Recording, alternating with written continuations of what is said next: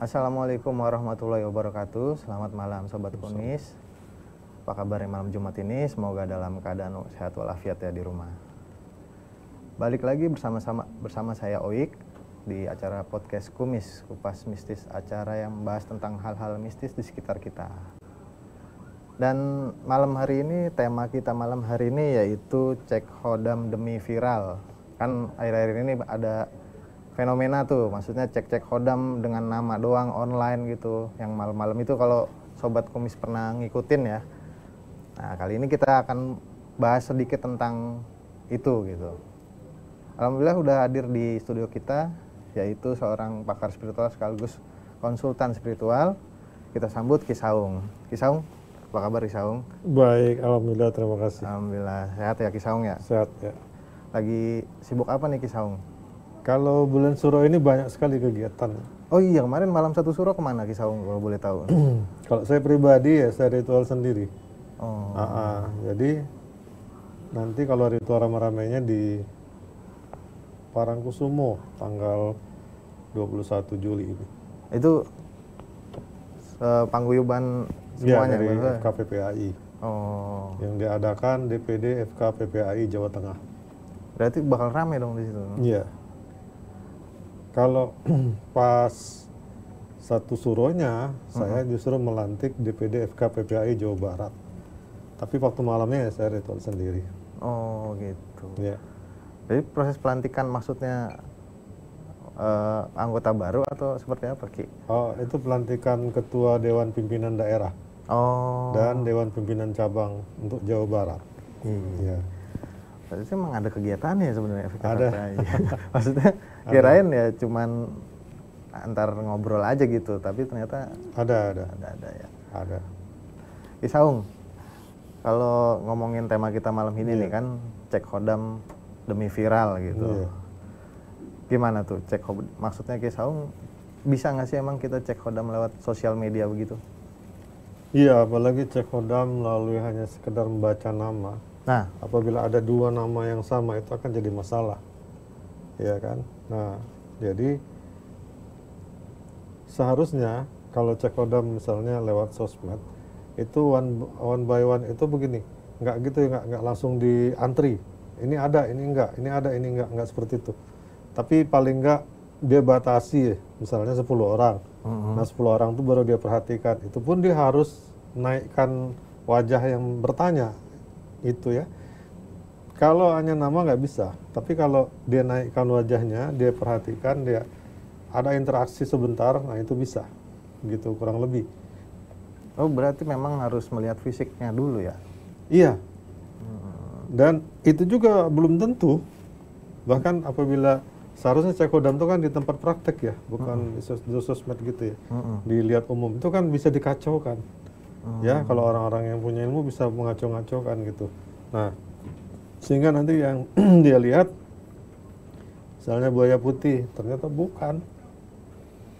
Gitu. Nah, jadi dia itu hal yang privacy sekali untuk melihat hodam. Itu pun juga belum tentu benar. Maksudnya untuk orang yang memang sudah berkecimpung di dunia itu gimana Ki maksudnya? Belum tentu benar dalam artian orang biasa atau gimana? Soalnya gini, kita menganut prinsip gini ya, di atas langit ada langit. Ya itu benar. Di atas langit ada langit. Orang itu punya hodam, entah itu dari leluhurnya atau dari gurunya, itu belum tentu bisa kita tembus tanpa si izin hodamnya itu. Oh gitu. Iya kan, di dalam dunia gaib juga ada etika, ada kulonuwun juga, ada permisi. Ya, mungkin makanya itu yang biasanya disebut, maksudnya ada ritual-ritual lah ya. Iya. Nah, itu semua ada penjelasan di kitab ini. Saya ada bawa kitab ini ya. Ini untuk aliran ilmu hikmah dan ini kejawen. Ada penjelasannya juga sama. Jadi untuk hal-hal yang sifatnya entitas gaib, itu ada aturan-aturan yang harus kita ikuti dan patuhi. Gak bisa hanya sekedar misalnya hanya untuk katakanlah meramal by tarot atau meramal melalui kepekaan intuisi, vision beda gitu ya. Berarti Kalau dilihat fenomena ini kan berarti marak banget nih. Iya. Nah, itu termasuk penipuan online atau kan mencemarkan nama baik yang praktisi di bidang itu ya? Iya. Menurut Ki Saung gimana? Saya berusaha bijak menyikapi ini ya. Hmm. Kita anggap saja ini hiburan. Jadi karena kebanyakan yang ikut acara tersebut juga nggak ada yang protes ya, nggak ada yang komplain, nggak merasa dirugikan walaupun dia ngasih gift gitu ya. Karena ada gift yang diterima dan itu kan kalau diuangkan juga lumayan besar nantinya. Apalagi kalau yang ngasih giftnya ya, di gift-gift yang besar sekali nilainya gitu. Sementara ini kan belum ada komplain. Cuma dari para sesepuh kemudian prihatin melihat kondisi semacam ini karena ini generasi muda yang menyatakan dirinya punya kelebihan melihat apalagi dengan membawa-bawa nama indigo gitu ya. Mereka juga kan nggak paham. Orang indigo tuh harus paham sejarahnya dulu ya. Yang disebut mereka punya punya sinar biru di atasnya ya, lingkaran sinar biru di atasnya. Nah kemudian tren viral indigo ini dimanfaatin banyak orang yang mengaku indigo padahal bukan. Lalu dia membuat fenomena di TikTok dengan atraksi kemampuan ya dengan cara itu kemudian malah menggunakan gimmick. Dalam hal gimmick ya, sekarang siapa yang nonton acara ini, lihat ya. Kalian kalau mau pakai alat tuh pakai alat yang benar seperti ini saya bawa ini ya. Ini kendi. Bukan pakai gimmick yang bisa naik turun, pakai gimmick yang bisa iya dan tidak, kemudian seolah-olah menggunakan magnet gitu ya. Itu seperti main sulap. Kalau mau belajar nih seperti ini yang saya pelajari dulu. Ini kendi. Ya, Ki. Ya. Terus? Ya? Ya, lanjut. Ya. Jadi misalnya begini, kita mau cek hodam. Ya. Bahwasanya hodam akan dikenali hodam bukan lewat pandangan mata, tapi diketahui keberadaannya ada dan tidak, misalnya seperti ini. Apabila nanti dia sudah goyang-goyang karena hadir di sini hodamnya, dia akan mengenali. Itu pun juga tidak bisa melalui nama. Dia harus lihat siapa orangnya. Nah nanti kalau dia misalnya ini akan berputar ke kanan seperti ini, itu artinya ya. Kalau dia berputar ini tidak. Ini tidak menggunakan gimmick. Ini murni interaksi kegaiban, gitu. Ini saya kasih contoh. Adik-adik yang mau meng-up dirinya dalam dunia medsos, jangan pakai benda-benda yang mengandung sulap. Ini yang seperti ini salah satu contoh saja. Ini ada lagi. Ini namanya kayu delima. Gitu ya. Itu apa, Ki? Kayu delima. Fungsinya?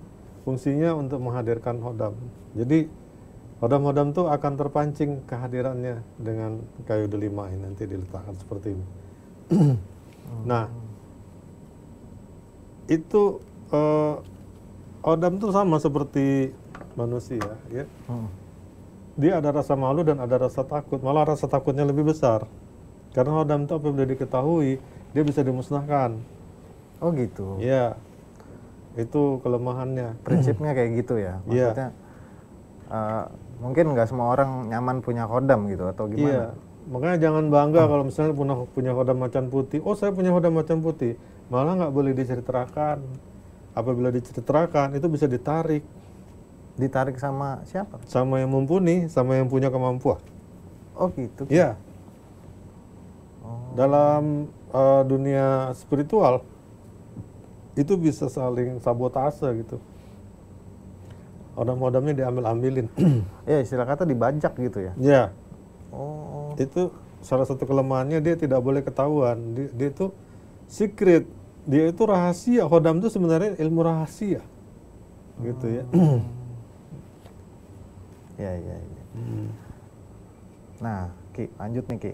Ya. Tapi kan mungkin fenomena ini maksud saya timbul ini kan karena ada sesuatu ya, maksudnya dalam artian memang ada pakar-pakar tertentu yang dia di situ gitu, bidangnya gitu. Iya. Nah pertanyaan saya gini, sebenarnya wajar nggak sih kalangan spiritual itu atau para psikolog gitu yang mungkin seperti Ki Saung membuat tarif komersil gitu untuk ritualnya. Nah kalau yang dilakukan di media sosial itu kan jelas-jelas dia membuat tarif gitu. Yang saya tahu kan kebanyakan para psikolog atau apa tuh ya mereka ya udah membantu orang intinya gitu. Nah itu gimana menurut Ki Saung? Tarif itu terjadinya karena adanya ubu rampe atau prasyarat. Atau misalnya contohnya seperti ini yang saya bawa, ini harganya nggak murah, ya. Itu apa Ki? Ini namanya buhur. Buhur yang asli dan yang berkualitas itu harganya tinggi. Seperti ini saja mencapai hampir 500.000. Nah ini isi dalamnya nih ya, kalau bisa kelihatan. Isi dalamnya itu kayak bubuk begini nih tuh. Ini nanti dibakar pakai arang briket. Nah, di dalam kitab ini dijelaskan, ini kitab ini ilmu hikmah ya. Ini saya jelaskan dulu, ini kitab apa ya? Kitab ilmu hikmah. Ini judulnya ya, Jawahirul Lama'ah.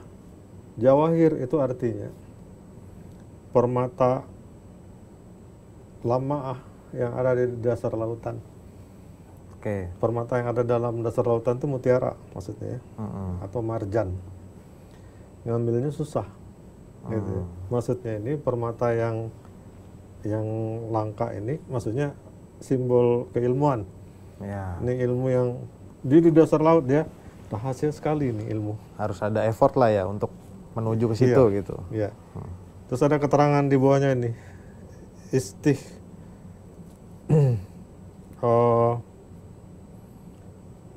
istighdori ya. Fi yang menjelaskan istighdori mulukul jinni. Bagaimana cara menghadirkan raja-raja jin? Nah ini di sini disebutnya bukan hodam tapi raja-raja jin.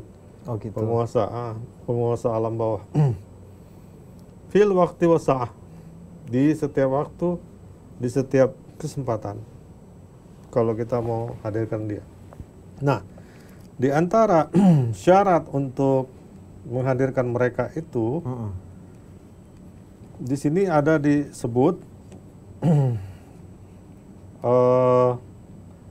nah ini ada itu ya. Di sini ada disebut buhur, ya, buhur untuk memanggil dan buhur untuk menolak. Ya kan ada gangguan. Kalau ada gangguan maka buhurnya beda lagi. Kalau ini yang buat memanggil. Oh gitu. Ya. Nah di sini disebut al-kaukab di sini saat Zuhal, Mustari, Marih, Syams, Zahroh, Atorid, Komar. Ini rasi perbintangan ini. Ada matahari, ada bulan, ada Zuhal. Waktu gitu ya. yang tepat gitu. Nah, jadi di saat waktu itu, nah di sini kan ada disebut ya di saat ini apa yang digunakan. Misalnya ini mi'ah sa'ilah, walubanu zakar. Lubanu zakar itu apa? Kemudian Arab putih, gitu ya. Kemudian ada sundul asfar. Nah di sini ada disebut juga jawi. Jawi itu kemenyan. Jadi ada kurang lebih 7 yang seperti ini buat memanggil dan 7 yang buat kalau mereka datang berbuat kerusakan. Seperti jalangkung gitu ya. Simpelnya kayak gitu contohnya. Datang maksudnya itu datang tidak dipanggil, pulang tidak diantar. Gitu ya. Maksudnya apa? Karena biasanya jalangkung tuh di akhir akan minta yang macam-macam. Kalau misalnya dia minta potongin sapi, nggak dikasih, dia ngamuk. Maka harus tahu cara memulangkan dia, mengusirnya. Nah, resiko memanggil khodam atau entitas gaib itu juga sama. Beresiko sekali gitu maksudnya. Sangat. Makanya di kitab ini dijelaskan etikanya, kemudian tata cara memanggil, tata cara menolak kalau ada kerusuhan yang ditimbulkan oleh mereka gitu, supaya kita selamat. Karena aslinya kalau kita melihat wujud entitas gaib khodam itu mewujud di hadapan kita, maka dipastikan 1 minggu itu kita akan sakit. Kenapa Ki? Energinya apa gimana?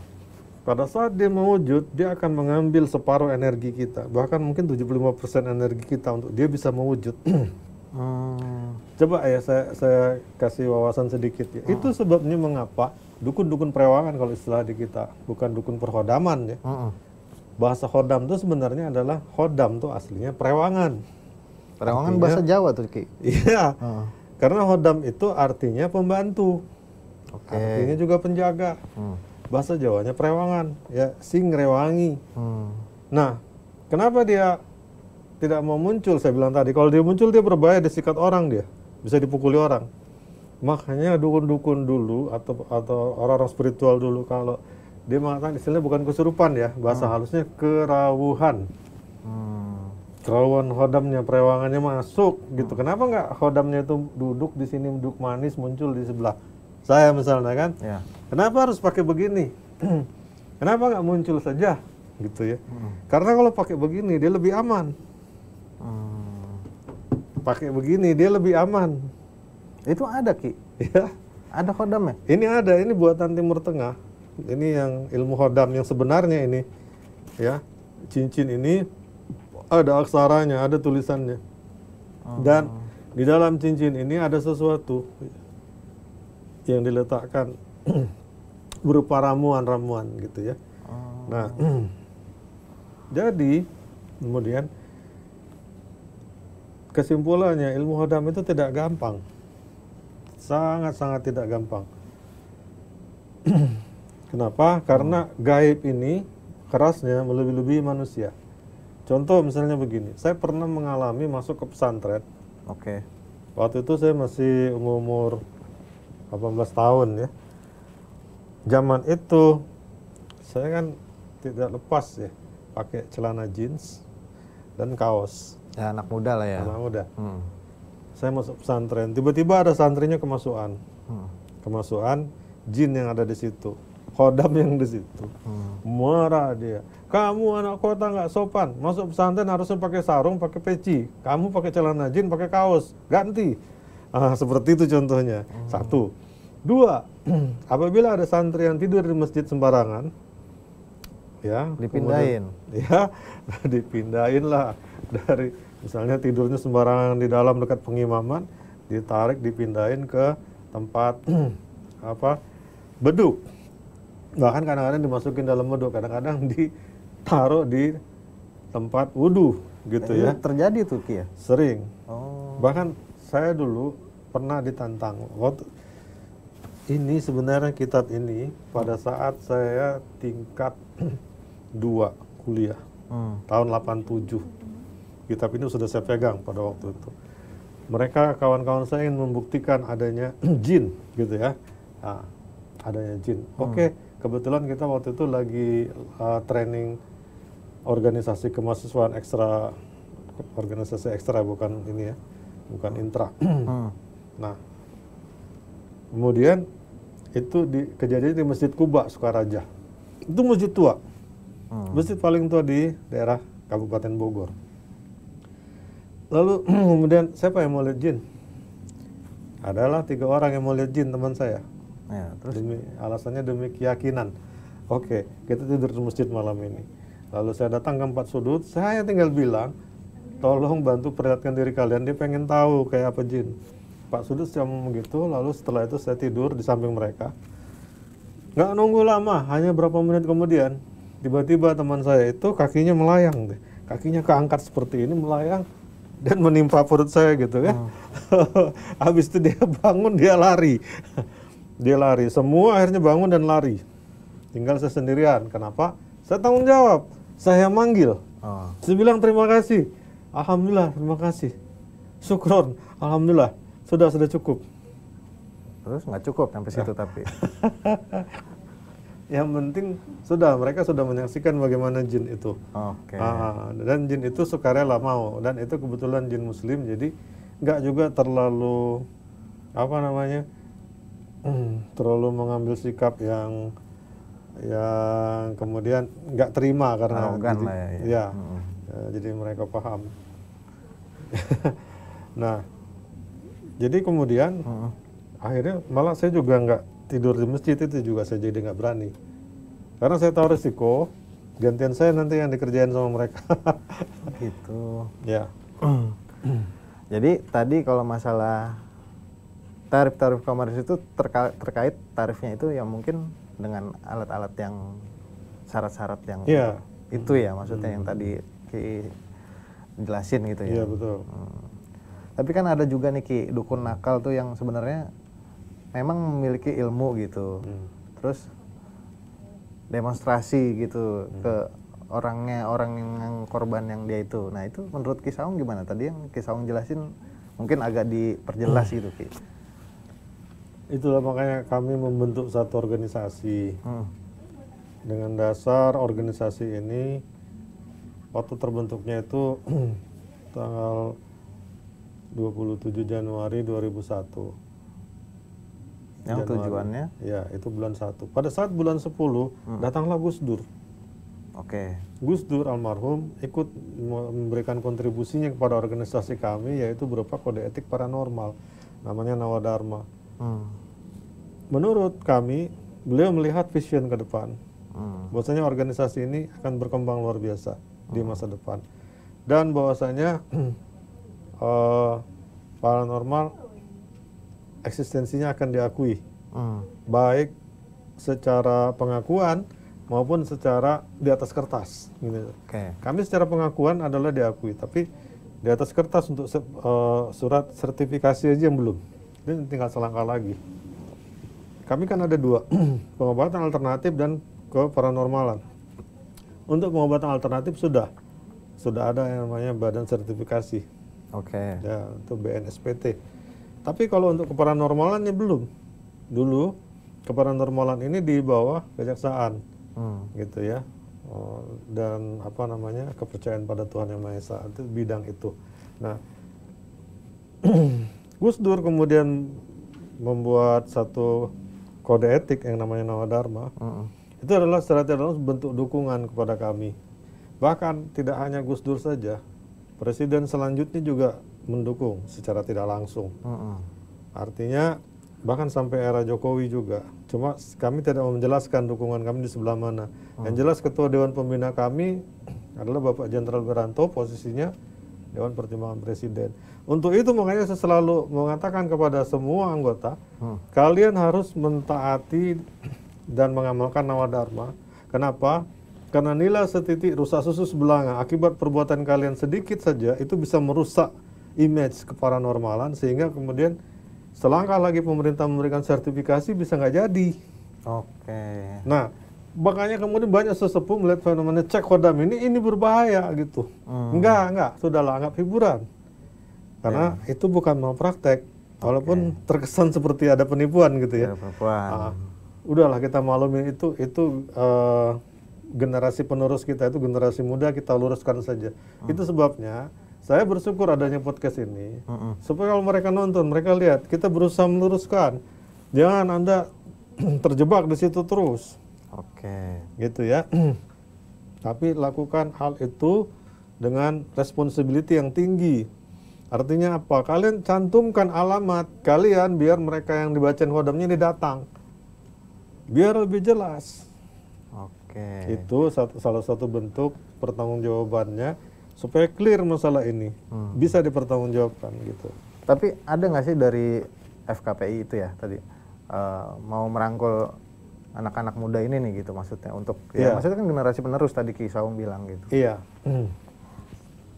Ada, terutama ini selebgram yang berkecimpung di dunia horor. Ya. Karena rata-rata nanti mereka akan jadi tarot reader, udah pasti. Karena mereka ini juga rata-rata indigo. Ya, mereka sering melakukan penelusuran, istilahnya hunting, ghost hunting ya. Ya, ghost hunter ya.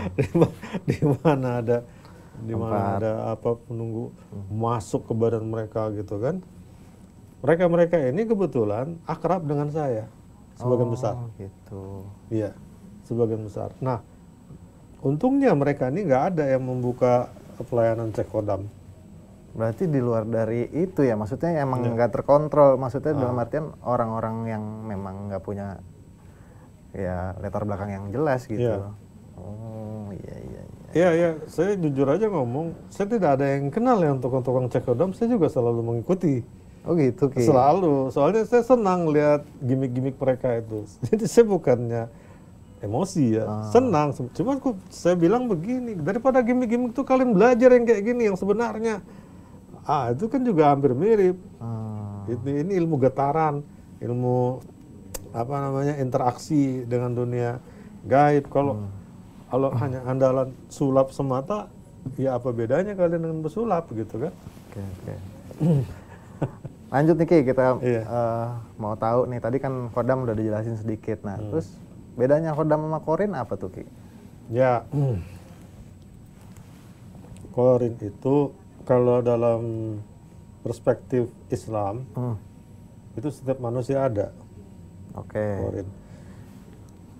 Kalau kita lihat dari perspektif ini ajaran Jawa, nah di sini ya seri kebatinan ya ajaran Jawa ini saya bawa ini kitabnya juga. Jadi saya selalu pakai dua perspektif nih, ilmu hikmah dan kejawen. Ini dikatakan kalau di Jawa itu dikenal sedulur papat. Oh saudara. Ya, kakang kawa adi-adari getilan puser. Kalau di pemahaman Islam hanya dikenal satu kata saja, korin. Oke. Tapi kalau di Jawa bahasa Indonesianya tadi apa Ki maksudnya? Kenapa? Itu sadulur papat tuh. Sedulur papat kakang kawa adi-adari itu pemahamannya gini. Pada waktu kita mau dilahirkan oleh ibu kita, maka kakang kawah itu membuka jalan supaya kita lahir dengan selamat, mulus lancar, sukses gitu. Nggak ada hambatan gitu ya. Nah, kakang kawah ini begitu keluar, dia itu pun berupa cairan warna pink, ya, atau air ketuban itu ya. Oke. Nah, itu kakang kawah. Nah, dia keluar, dia mati, berubah jadi cahaya. Habis itu kita keluar nih, kita berteriak menjerit, kita jadi manusia, hidup. Oke. Keluar lagi adik-adari, keluar dia, mati, dan kemudian menjadi cahaya. Maka cahaya-cahaya itu adalah merah, putih, kuning, hitam. Oke. Itu cahaya yang menyelimuti diri kita. Kemudian menurut keterangan para sesepuh, ini harus disatukan kembali. Namanya itu kalau istilah Sunda itu sawareh, dikembalikan lagi. Jadi dikatakan kalau tidak disatukan kembali itu akan jadi masalah. Masalahnya yang empat. Yang empat itu kan sesungguhnya simbol dari pertama, masalah kita yang nomor satu adalah masalah kehidupan nih. Gak peduli dari anak kecil sampai nanti kakek nenek, masalah kasih sayang asmara. Oke. Itu masalah nomor satu. Kemudian masalah yang kedua adalah rezeki. Masalah yang ketiga adalah masalah kesehatan atau pengobatan. Baru terakhir jaga diri keselamatan. Nah ini disimbolkan dari empat ini tadi. Ini jadi trouble gitu. Nah salah satu solusinya adalah disatukan kembali dengan ritual weton per 35 hari sekali. Ini kalau pandangan ini ya tadi perspektif kejawen ya. Tiap 35 hari sekali kita mengadakan kayak kopi pahit, kopi manis, bunga dan lain sebagainya gitu ya. Oke. Nah, itu ada caranya lagi. Itu sebenarnya adalah untuk ritual penyatuan kita tadi. Nah, terus itu kan kalau di perspektif kejawen, kalau di perspektif ajaran Rasulullah, kemudian sholat 5 waktu. Fungsi itu berfungsinya untuk Gini, kan Rasulullah ditanya oleh para sahabat ini, maaf saya bukan ceramah karena kapasitas saya bukan ustadz, tapi saya kan juga boleh dong saya mempelajari hadis gitu ya. Dalam kitab Mutarul Hadis, ya saya banyak baca ya. Dalam kitab Sahih Muslim, Sahih Bukhari, penjelasan tentang korin. Kemudian Rasulullah bercerita pada para sahabat kalau kita ini sesungguhnya lahir semua itu ada yang namanya korin yang menyerupai diri kita. Lalu kemudian para sahabat bertanya, apakah ya Rasul engkau juga ada korin? Dijawab, naam fa aslama bihi. Ada berarti. Naam, iya ada. Fa aslama bihi, dan aku aslamakan dia. Di sini nanti tafsirnya ya ahli tafsir ya. Cuma saya lebih suka mengambil pengertian fa aslama itu bukan mengislamkan, tapi menyelamatkan dirinya. Dan yang menyelamatkan itu kan cuma sholat. Karena inna sholata tanha anil fahsyail munkar. Sholat itu mencegah orang berbuat keji dan mungkar gitu. Nah, korin ini kalau kita malas-malasan ibadah, dia akan jadi jahat. Sehingga pada saat kita pagi ini menyatakan diri kita tobat, sore kumat lagi. Kenapa? Karena korin kita belum tobat. Yang tobat kan kita, korin ini tidak. Oh gitu. Nah, sesungguhnya pada saat kita menerapkan namanya ibadah, itu kita menjadikan dia sebagai makmum kita jadi imam. Dan apabila dia kemudian menjadi beriman luar biasa, kita hilap, namanya manusia pasti ada hilap kan? Nggak mungkin nggak ada hilap. Saat kita hilap dia mengingatkan, saat kita tobat dia mendukung. Maka disebut fa aslama bihi, dan tidaklah dia menyuruhku melainkan perbuatan baik semata. Ini korin, beda dengan hodam. Hodam itu namanya eksternal, kalau korin ini internal. Oh gitu. Nah, itu bedanya. Ya. Kalau korin, kalau hodam dipanggil datang. Cara manggilnya pakai alat-alat seperti ini, gitu kan? Seperti ini. Tadi ada 7 itu ya, 7 yang buat memanggil. Jadi kalau boleh tahu lagi nih Ki, kelanjutannya, maksudnya ada nggak sih? Maksudnya kan hodam itu berarti ada jenisnya dong Ki. Oh iya. Kalau dengar-dengar ada yang bentuknya ular. Yang paling sering di Indonesia atau kita dengar macan putih lah Ki. Itu gimana Ki penjelasannya Ki? Ada jenis lain nggak yang kita nggak tahu? Gitu? Ada. Jadi kebanyakan yang dikenal kalau di masyarakat Indonesia jenis hewan. Karena itu legend. Harimau putih misalnya ya. Atau harimau, atau manusia harimau gitu kan. Rata-rata sih dari ujung Aceh sampai ujung Banyuwangi itu sepakat harimau itu idola banget gitu ya. Nah, itu jadi hodamnya. Itu gimana Ki? Maksudnya benar apa gitu atau gimana? Iya betul. Itu betul. Cuma gini, saya jelaskan dulu ya. Pembagian sifat fisikal kodam ya. Ada yang berbentuk harimau, berbentuk pokoknya hewan lah, buaya putih, belut putih, itu kan. Kemudian ada juga yang berbentuk seperti ular, naga, gitu. Itu kodam, semua bentuknya seperti itu. Nah, pada saat seorang spiritual membuat azimat misalnya, membuat apa, kadang bentuk kodam itu digambar sama mereka. Oh, kayak rajang yang berbentuk macan Rajahan, gitu. Iya. Oh, rajah ya maksudnya itu ya Ki. Iya. Jadi kodam ini nanti akan mengikuti gambar yang dibuat si spiritual tadi. Oh gitu. Misalnya lengkap dia buat, ada 4 unsur alam itu kan contoh ya. Di udara itu seperti burung Garuda, ya. Kemudian di laut naga, gitu kan. Di darat harimau, sama ular. Nah, itu misalnya kayak gitu ya. Nah, jadi kemudian dia mewujud sesuai gambaran-gambaran itu. Nah, ini kan yang bentuknya seperti hewan. Ada yang bentuknya itu abstrak. Bentuknya itu abstrak. Jadi dia disebutnya misalnya ahmar yang bersinar kemerahan, abyad yang bersinar putih. Misalnya barkon yang seperti petir menyambar. Ini kan bentuknya apa ya bentuknya ya? Bukan hewan. Gitu. Ini yang saya sebutkan ini ada tertera di sini, ada penjelasannya bentuk-bentuknya. Jadi bentuknya ini bisa ratusan. Oh, macam-macam. Ratusan bentuknya. Gitu. Tapi boleh nanya sedikit nggak Ki? Maksudnya berarti kodam itu bentuknya banyak dan salah satunya mungkin berbentuk binatang. Kalau Ki Saung pernah dengar nggak yang namanya spirit animal? Maksudnya penjaga tapi bentuknya binatang, apa itu sama Hodam atau gimana? Iya, sama itu. Oh gitu. Spirit, Hodam itu sama. Cuma Oke. spirit itu kan pinjam bahasa luar. Ya. Nah, kalau di sini ya, sebentar ya. Apa? Ini di sini dijelaskan. Oh. Itu dibagi di 3 alam. Ya. Ada satu yang saya belum jelaskan tadi, bentuknya energi saja. Oh, Hodam bentuk energi. Bentuk energi. Oke.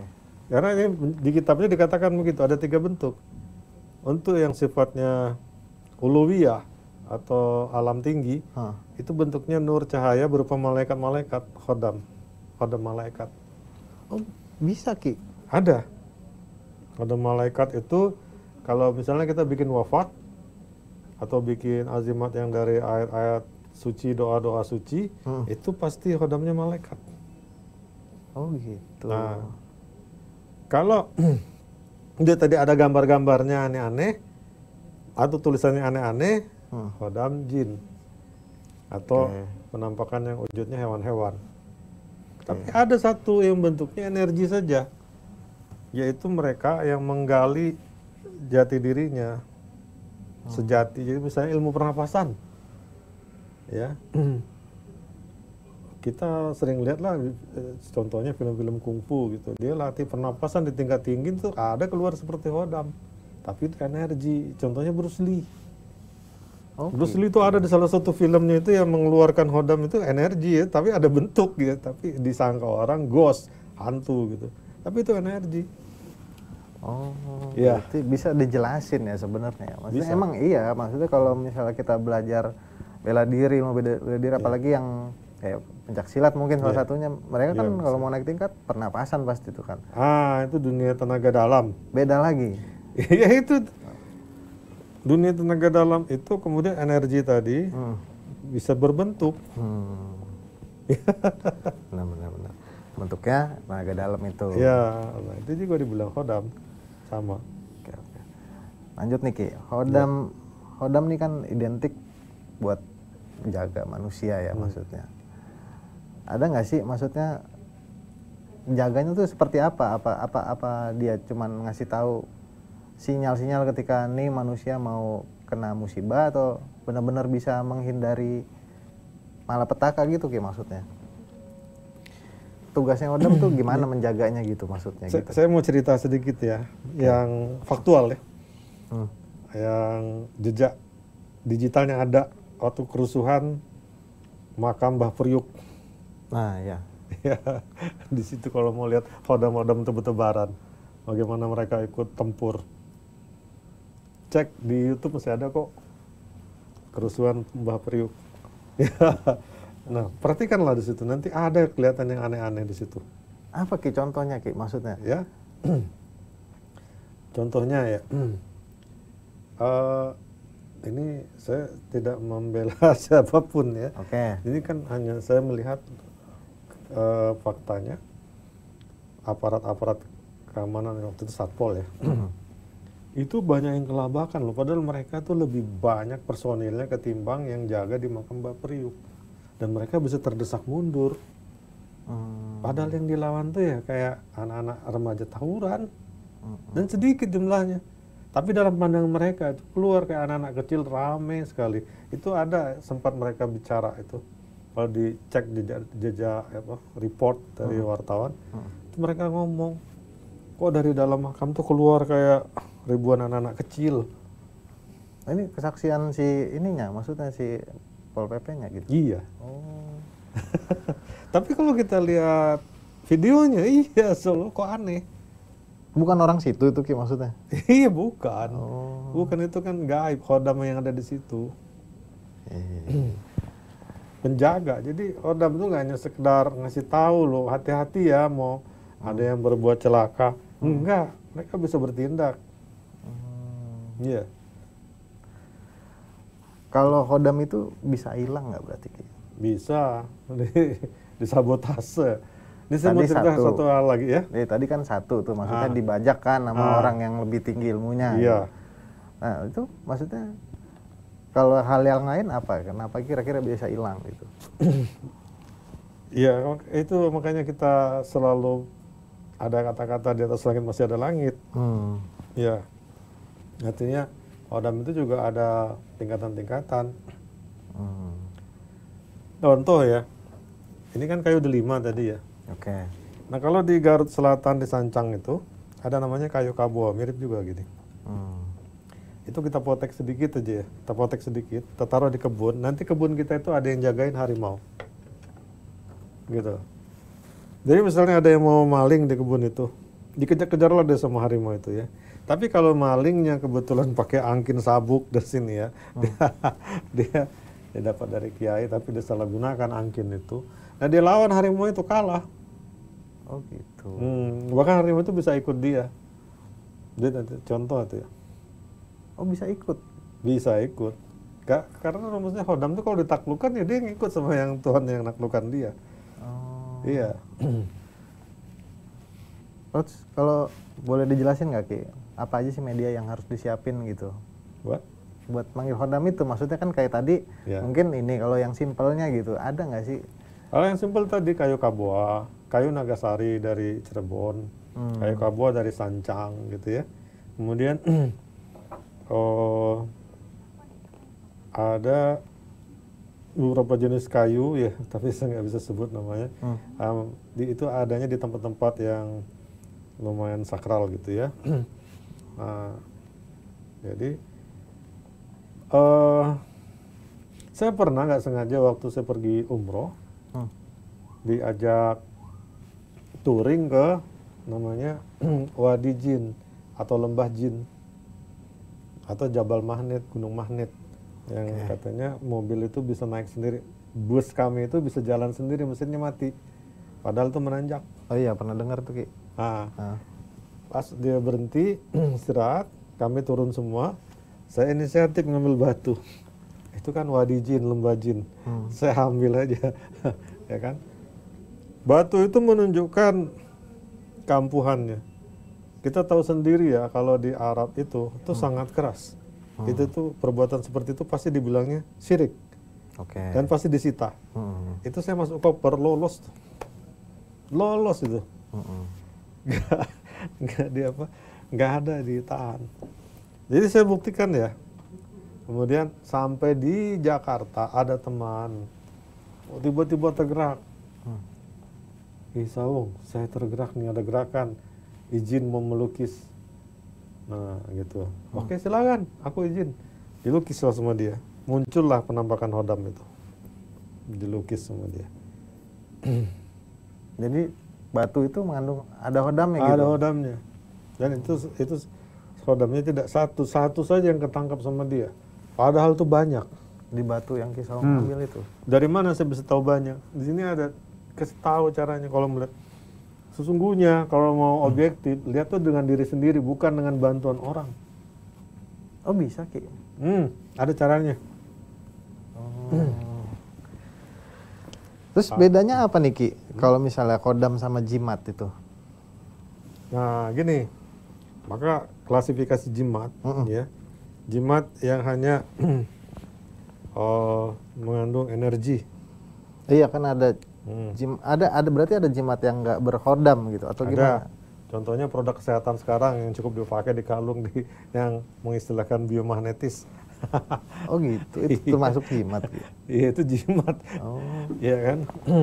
Ya, cuma itu jimat yang dimaklum orang-orang karena bersembunyi di balik biomagnetis gitu. Nah terus contohnya seperti yang saya pakai ini semua ini 4-4-nya nih. Ada wafaknya ya, dan dia berhodam gitu. Nah gitu ya. Terus ada juga jimat yang dari unsur alam, itu tadi kayu kabua. Ya, kayu kabua kalau dari Sancang, yang kalau kita bawa itu sedikit saja, apabila kita marah orang melihat kita seperti melihat harimau. Seolah-olah mereka melihat harimau, bukan manusia lagi. Gitu. Kayu nagasari jangan pernah ditunjukkan kepada anak kecil. Anak kecil tuh nangis, nanti dalam pandangan dia itu naga muncul. Itu kayu nagasari dari Cirebon. gitu. Ya. Nah, masih banyak lagi kayu-kayu seperti itu. Saya bahkan pernah waktu itu saya datang ke ada dukun hebat lah di daerah Cibinong. Oke. Pak, saya minta pegangan yang ada hodamnya. Maksudnya itu bisa jaga saya. Dikasihlah dibungkus kain merah. Sampai rumah saya penasaran, saya buka, saya kecewa luar biasa. Kenapa? Cuman batu kali. Batu kali. Kok cuman batu kali ya? Terus? Nah, saya cek sesuai pemahaman ilmu saya. Ya khabir 9 kali tahan nafas, ala ya'lamu man khalaqa wa latiful khabir, itu yang dibaca tuh. Kalau mau cek hodam, sebelum tidur taruh di bawah bantal. Ya. Ditunjukkanlah ada satu pasukan harimau semua. Di situ baru istighfar, astagfirullah, minta maaf karena sudah menganggap remeh batu kali itu tadi. Ternyata di situ banyak sekali isinya. Oh gitu. Dan ternyata itu berkaitan dengan kegaiban dari laskar kegaibannya Prabu Siliwangi. Kelihatan jelas itu. Jadi saya selalu baca doa itu kalau untuk cek hodam. Makanya saya bilang objektif cek sendiri, bukan dengan bantuan orang. Iya. Lebih inilah ya, maksudnya lebih terpercaya gitu. Iya, lihat sendiri dengan mata kepalanya sendiri. Walaupun kita tahu lah kalau jin itu kan dia berubah-ubah bentuk suka-suka hati, dia nggak ada yang solid bentuknya, ya kan? Tapi paling tidak kita sudah ada interaksi langsung, jangan takut, punya pengalaman gitu kan. Tapi kalau ada pertanyaannya gini nih Ki, Ya, kita dari tadi ngobrol, ya. Ki Saung kan bisa cek hodam tapi dengan beberapa syarat gitu ya. Nah kalau misalnya saya nanya, Ki Saung bisa nggak ngeliat kodam saya punya kodam nggak? Itu gimana jawabannya? Iya, saya pasti akan meminta waktu, nggak mau langsung. Oke. Karena itu etika. Etikanya apa? Seandainya Mas Oi, Mas Oi, sekarang gini aja saya tembak, ada garis leluhurnya Mas Oi ini. Apabila saya terobos Mas Oi ini ada hodam apa, sama dengan saya melecehkan leluhurnya, nggak menghormati mereka. Jadi etikanya saya harus hormati mereka. Oh gitu Pak? Iya, saya harus dapat izin dulu dari mereka. Mereka kasih lampu hijau baru saya berani lihat. Kalau tidak nanti sial buat saya. Nanti sekarang gini aja deh gampangnya. Ada yang cek-cek hodam ya. Kalau ada yang mulai sakit-sakitan itu efek kalian itu sembarangan. Gitu. Lu interaksi dengan gaib pasti ada resiko. Nah, kalau pertanyaannya gini Ki, kodam ini mendampingi, Ya, menjaga, intinya seperti itu. Dan berarti kan ini tanpa ada yang diminta dan ada yang dari garis keturunan gitu. betul. Ada yang garis keturunan. Dia dikasih makan nggak sih Ki? Atau maksudnya minta sesuatu juga dari kita? Iya, jelas. Ada perjanjian. Makanya kalau di negara jiran tuh dibilang penyakit ini nih. Namanya saka. Oh gitu. Iya. Wow, mereka gimana caranya? Saya mau buang saka nih. Apa? Dapat waris dari leluhurnya. Hodam-hodam itu. Dan mereka, ya itu tadi minta makan. Minta makannya kadang-kadang, misalnya contoh ya, sama kayak gitu juga, minta ayam hitam, ayam cemani. Di mana mau cari? Iya kan? Kalau nggak diikuti, bikin masalah, bikin sial di keluarga mereka. Itu dibilang saka. Untungnya di kita masih gampang nyari seperti itu. Mau minta apa? Kecuali kalau minta sapi atau kerbau. Mahal ya? Mahal. Oh, Iya. berarti nggak semua orang suka ya punya kodam gitu. Maksudnya intinya pasti ada timbal balik gitu Ki. Makanya jangan bangga punya hodam. Ya, di balik itu ada resiko. Ada resiko perawatan, ada resiko interaksi. Oh gitu. Iya. Lo kita nggak ada bedanya gini ya, kita berteman nih, ya. Kita punya teman, satu saat teman itu kepepet, minta tolong kita. Tolongi nggak? Tolongin. Tolongin kan? Kalau kita nggak tolongi, kamu bisa nolongin aku, kamu nggak mau nolongin aku, masalah. Itu sesama manusia. Ingat, rumusnya gaib lebih sensitif dari manusia. Makanya pernah ada keluar kata-kata seperti ini. sebaik-baik jin, seburuk-buruk manusia. Saya nggak setuju sebenarnya. Tapi sampai orang-orang kemudian menisbatkannya seperti itu. Kalau mau bermain-main sama jin, sebaik-baik jin, seburuk-buruk manusia. Apa seburuk-buruk manusia? Preman. Preman manusia aja masih punya hati. Ini preman jin.